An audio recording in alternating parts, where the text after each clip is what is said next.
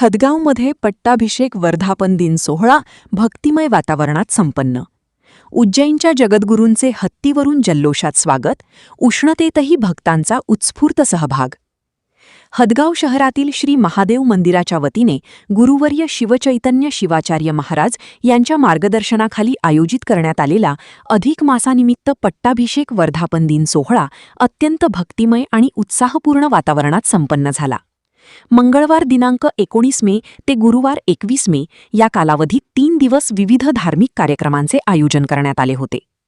दररोज सकाळी श्री शिवयोगी बसवलिंग महास्वामीजी यांच्या संजीवन समाधीस्थळी रुद्राभिषेक, शिवपाठ आणि विश्वशांती रुद्रयाग स्वाहाकार पार पडला.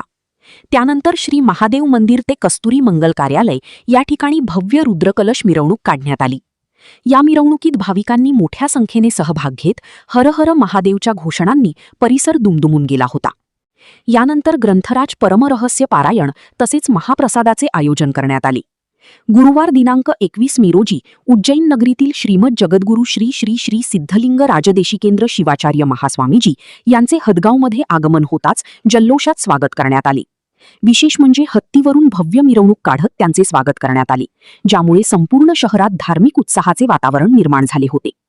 या सोहळ्यास वेदांताचार्य सिद्धलिंग शिवाचार्य महाराज साखरखेरडा, महंत गोपालगीर महाराज, गुरु बाल व्यंकटस्वामी महाराज पिंपळगाव, गुरु दिगंबर शिवाचार्य महाराज वसमत, गुरु पादेश्वर शिवाचार्य महाराज चिल्लरगी, रुद्रमणी शिवाचार्य महाराज मुदखेड, भदंत दयानंद महाथेरू मेळावा, गुरु सिद्धलिंग शिवाचार्य महाराज देवणी यांच्यासह अनेक संत महंत, राजकीय व सामाजिक क्षेत्रातील मान्यवर आणि हजारो भक्त उपस्थित होते.